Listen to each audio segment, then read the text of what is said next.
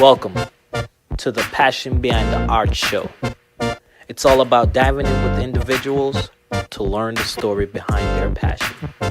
It's your host, Daryl Pinnock. So the episode 50 live stream has come and gone, and it was amazing. I just want to thank you to all my special guests. We were streaming live on Facebook in the Facebook group for Passion Behind the Art from 12 noon to 9:30 at night. We had such a good time, laughs, live musical performances, just a good time. And I just want to say thank you to everyone. I want to give a shout out to Inch by Inch, Bob Ewing, Drew Hill. We were able to give away something from Inch by Inch. I want to give a shout out to Kyle Courtwright from Logo Wave. We gave out something from Logo Wave. I want to give a shout out to Lisa Quine. We were able to give out something from her shop, and Scotty Russell, who from Perspective Collective, we were able to give away something from his shop also. Just thank you to everyone who just came and participated and laughed with us and just enjoyed a great time. We were able to share some practical and clear and actionable advice and knowledge. The focus of the live stream was building relationships and some step-by-step practical things you can start doing the minute you leave the live stream. I hope you enjoy it. Thanks again. Episode 50. It's just the beginning. Oh my gosh, it's just the beginning. So, the guest that I'm trying to get on is Aaron Dowd. Awesome dude. Daryl. Dude. How was that? Much better. I'm so sorry, and I apologize to anyone watching. Man, But we're here. To be honest, like everyone who's watching is probably used to it. It's just been happening? It's just a lot of different. It varies as per person, like whatever the issue is, but it varies, man. So, Cool. Can I promote this so we can get some more people in here? Is that all right? Sure, dude. Of course. I'm gonna see if I can do it. So just to give everyone a little heads up, I woke up at 3 a.m. this morning to drive down to Austin, Texas, for a podcasters meetup downtown by Gimlet and PRX. So since I had to do support for Simplecast today, I've been chilling at this coffee shop called C Note, which you can see this nice little sign up here. And it's noisy inside, and I don't have my podcasting set up, and I have my earbuds. But you know what? We're gonna have a good time. We're gonna talk. We're gonna have some good questions, and I'm about to retweet that thing that you tweeted on Twitter just a second ago. Okay, cool. So, Right. Aaron, Here we go. the first thing I want you to hit on is just Yes. what the possibilities of what podcast can do. Because when I think of the possibilities of podcasting, I think of you. Oh, thank you, sir. Yeah, Man, what podcast can do? I think for me starting off, and this will depend for a lot of people, but I got into podcasts as a way to hear what other people were saying and to learn from other people. And so that was really helpful when I first started listening to shows. I listened to a lot of different shows that exposed me to new ideas, to new people, to new companies, to new brands, to new books, movies, everything. It was a whole new culture for me. And through diving in, eventually I found that I got the confidence from listening to people make podcasts and talk about making podcasts. I got the confidence to make my own podcast. And through that, I got better at writing. I got better at the technical side of things. I learned what to do in situations where you find yourself randomly at a coffee shop in Austin and you're supposed to jump on a call with someone, and you kind of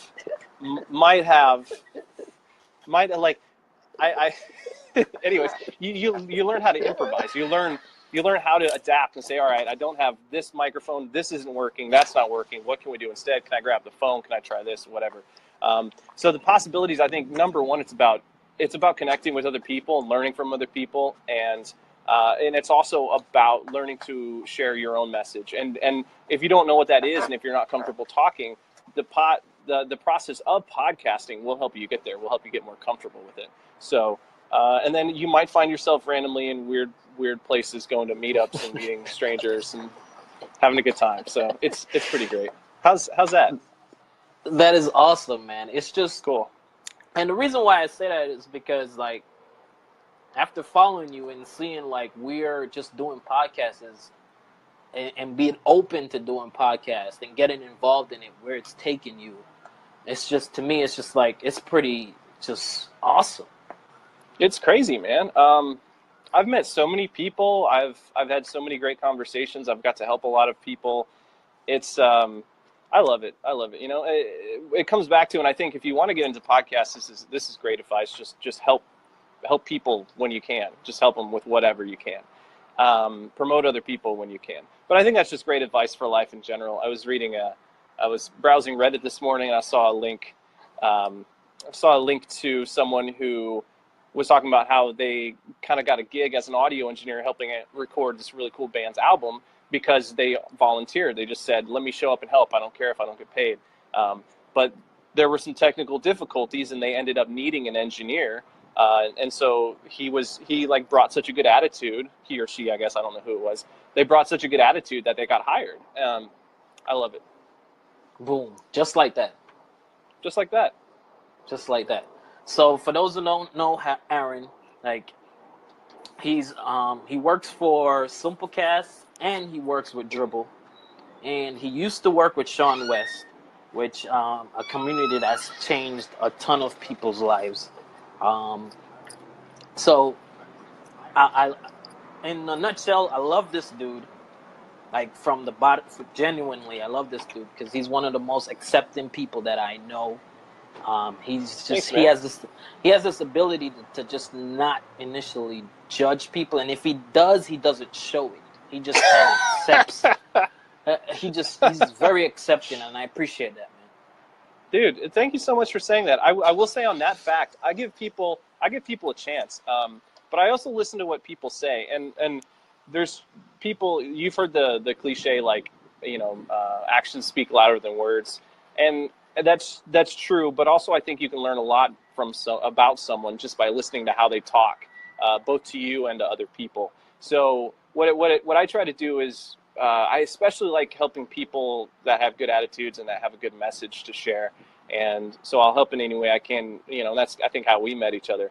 But then also, I don't know, if someone wants to come and talk to me and ask me questions, then I will. And if they're a jerk, then I'm, just move on. Life's too short to be hating on people all the time. It's just that simple. Move on. Yep. I love it, man. What are some practical things that people can just leave in this podcast to just go and do right now? Leave in this live stream some practical things that people can just go and do now. Absolutely. Yeah, I would encourage anyone to start writing if you're not already. It's kind of weird. I was talking to a friend about this the other day, and she was thinking about starting a blog. And she's like, yeah, but everybody has a blog. And I was like, but it doesn't, the benefits, you don't start a blog because you want to get rich and famous, right? You can learn a lot about yourself. You can connect with other people. This is the same reasons that I tell people to start podcasts. You'll meet people, you'll make friends, you'll get better at talking and communicating. And it is work, but it's not as hard as you would think. So I would say, if you're interested in meeting other people and expanding your professional network and having a good time, try it. Try writing, try publishing on Medium, try making a podcast. You'll take some time to figure out all the different technical things. And I'm going to take the opportunity to say that it's okay if you don't figure out everything at first, because look at me right now. I'm on an interview, I'm talking to you guys, and I'm using the Apple EarPods because the other microphone that I brought isn't going to work, or didn't work. I don't know, why was I going to use? Oh yeah, long story. Lightning ports on iPhones and headphone jacks. Right. It's you can't use both of them at the same time anymore. So, which is true. Yeah.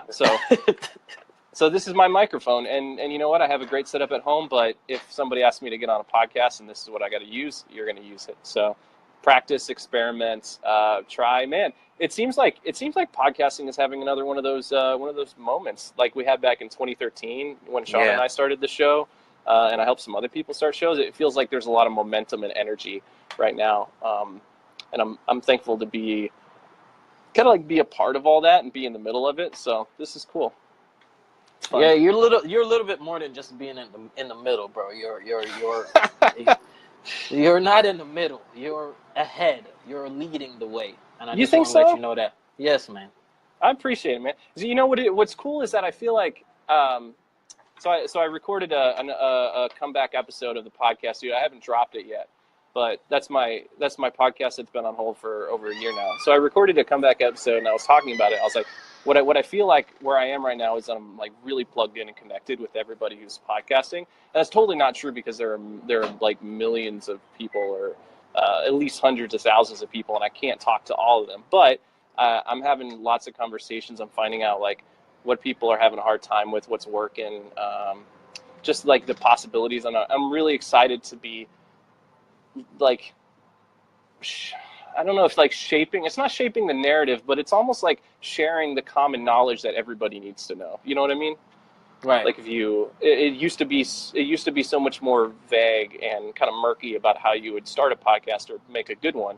But now there's more information. And so I feel like it's becoming more and more common, which is really exciting for me. And I think as more and more people start shows, the bar is going to be set higher and higher, but it's going to be easier to hit because we have the gear, we have the tutorials, we have the hosting platform, we have all the tools, So I'm really excited about the future, especially coming up in the next few months, as I just get to roll out. Well, I say me, but like the team I'm on at Simplecast, we get to roll out some really cool new tools and features, a whole new platform. It's going to be amazing. So yeah, just gonna keep talking to people, keep making videos and tutorials to help, and we'll see what happens. I think it's going to be good. Well, Aaron, I really appreciate you coming on, dude. Like, you mean a lot to me, but thanks again, man. I really appreciate you coming on. Thanks, dude. Am I going to see you at Creative South? No, you're not. No, is it Scotty that's not going? Someone's not going. Are you going to Creative South this year? I will be there. Awesome. So I will be there. I don't know if I'm going to get a ticket. I think I will. But I will be in that town. Do you have the dates for that, just in case anyone watching wants to come? Creative South. April 12th to April 12th. April 12th to the 14th, if I'm not mistaken. There we go. Awesome. In Columbus, Georgia. It is a great town. Cute little town. A great time is what I was trying to say. And Daryl and I will be there along with many, many other awesome creative people. Facts. Well, thanks again, bro. I'm gonna let you go. Thanks, dude. Have a good one. Good luck with the rest of the interviews. I know. Hey, you're doing a cool thing, man. Appreciate it. Keep it up. All right, man. All right. See you later. All right. Our next guest should be coming up in 2 seconds, which is Bob Ewing. So, yeah, we're here, and I'm excited to have you, man. I was telling everyone that I'm going to be giving away something from Inch by Inch, your nonprofit organization that supports art in schools. Yeah, we appreciate that. So, Bob, the main focus of this thing is relationships, right? And I want you to talk a little bit about like how relationships have impacted your journey, in just not only as a creative, but just in life. Yeah, I mean, first of all, congrats on 50 episodes. That's awesome. And this like crazy idea to do a live podcast all day. That's awesome. So you got an awesome group of people popping in all day. So yeah, honored to be a part of this. First off, I think relationships are everything. Like literally, not just in business, but in life. As a Christian, that's why God put us on this planet, was to be in relationship with Him and to be in relationship with other people. And that's why, we are who we are. So just to get to, this industry has kind of afforded me the opportunity to get to meet some amazing people like yourself and a lot of other people, and become friends and have like a common ground that we stand on, that we kind of can relate to each other. Even though we're in different states, we kind of understand what each other do. So you really can't undervalue this idea of relationships and how important that is to everything we do, from personal to professional life. So. It's the truth. And as I was talking to someone earlier, I think one of the aspects that we, and it's going to be kind of, I'm probably going to labor this because I just don't think we use it and we're not intentional about it. We kind of just have a circle, and we'll be in a circle that's not even benefiting us. We're just being a circle that everyone is just tunnel vision going nowhere. Yeah. Last year, Adobe Max had the opportunity to see Tina Roth Eisenberg speak. She's incredible. Swiss Miss, Creative Mornings, Tatley, all those things. She talked about, her whole talk was about creating the community that you want to be a part of. When she moved to New York, she didn't have anyone. So she just slowly started to create these small communities of people that she wanted to spend time with. And the truth is, we don't have a lot of time on this planet, in the grand scheme of things. It's a small amount of time. So what are you going to do to make your impact / how are you going to spend that time? Who are you going to spend that time with? So it's one thing I've become more aware of as I get older. Who am I spending my time with? If it's outside of my family and friends, those people are pretty important to me. And that's just kind of how I go about relationships. It's not a, what can I get out of this ever? It's just, who do you enjoy spending time with? Who makes you a better person just by being around them? Right. All those things are super important. Yeah, and I think a lot of times when you talk about that, people think you're talking about like, okay, this person has to be rich, or they have to have this over here that I can get from it. For me, it's just being around those people where you draw that energy from. It's more about like mindset and the energy that I'm drawing from them. Yeah, for sure. There's just certain people that make you a better person when you're around them. And I don't really know how to explain that. But there's also certain people that kind of drain you and are always kind of taking from you. And just being self-aware and realizing that what a relationship is and what it means to you is really the best way to go about it. Epic. So someone who is watching right now or listening, what's some practical things that they can go and do? Because I feel like, for the most part, everyone is on this thing where, I want to go do my own thing. I want to leave my job. And where I kind of draw from you is that you're able to kind of do both. Like you have Bob Ewing over here just creating awesome work, and people know about you just by that. And then you have Bob Ewing that's a full-time at a job that you love doing. Yeah. There's not really, while there is like a separation there, because there has to be, like myself, the creative, I almost referred myself in the third person. That wasn't going to be good. I consider myself, just one person. So I try not to divide those things up, even though those things are kind of dividing up my time. I'm very fortunate to work at an agency that values me as a person and a creative, and also values my time and my family.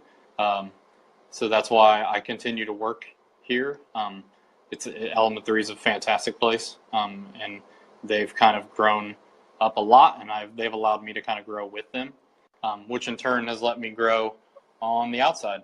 I've gotten to do stuff here that I wouldn't have done probably if I hadn't worked here. So really enjoying that. I also really enjoy doing things that don't involve Element 3. I do have my own freelance business, as most of us do. that's kind of sparing as far. I mean, I just kind of take on clients when I can or when something comes available. I'm kind of fortunate in that way that I don't need that extra work. It's just something that I can make a little bit extra money, but then also maybe get to do some more lettering or some more branding or illustration work that I, maybe not getting to do at Element 3. So hopefully that answers your question. So what are some practical things that people can like just to kind of grow, they can leave and do? Because I just don't want to, sometimes we create this great inspiration, but some specific things that we can do to kind of get to that next level or whatever that thing that we need to start that we haven't started. Yeah, that's a good question. For me, this all kind of started, not to beat a dead horse, but my career kind of started with the daily lettering and that passion project and making an intentional effort to get better at something that I had a passion to learn about, but hadn't frankly put the time in to be able to do it. So that kind of jump-started my career. So I think, passion projects are huge, or just personal projects. Create things that you want to create or that you're passionate about. If you're passionate about snowboarding, then come up with something that allows you to do something where your creativity and your snowboarding can cross paths, and that can go with anything. If you're passionate about plants or hiking, anything like that, that's where you're going to kind of create something that you normally wouldn't create, because there's just overlap of what you enjoy, and then that just kind of brings out another level of creativity inside you. I think that example you gave was kind of like perfect, because for those who don't know, Bob made a challenge to himself to do a lettering artwork every day for 1 year, and it kind of went over a year. It went through like 5 something days. Yeah. It was never. It was just a let's get better at something. It wasn't necessarily a 365 project. It was just a commitment to get better at something that I had often enjoyed from the outside, but never really understood. So you see, the thing is, for me, where I feel like that's perfect. It's like whatever that thing is. If it's writing, if it's speaking, if it's like for example, my wife at one point got into she's very into interior decorating, but she got exposed to doll houses and just interior decorating of doll houses and stuff like that. If we just take every day, just decide to do something in whatever that thing is, the sky's the limit. And plus, on top of it, you will get better at it, Yeah. For example, I started a new kind of 365 project this year, kind of behind the scenes. It literally has nothing to do with creativity. At least I didn't think so in the beginning. I made a conscious effort to run more this year to try and get healthier. I work out. I do CrossFit, and I've been doing that for a couple of years, but just trying to kind of change my body and get a little healthier. So that's something I've been doing a lot of, and I'm not like a good runner. Like I just started out running. The goal is to run 365 miles a day, thinking that I can spend 10 minutes a day and run a mile, knowing that like down the road I would run more than 1 mile.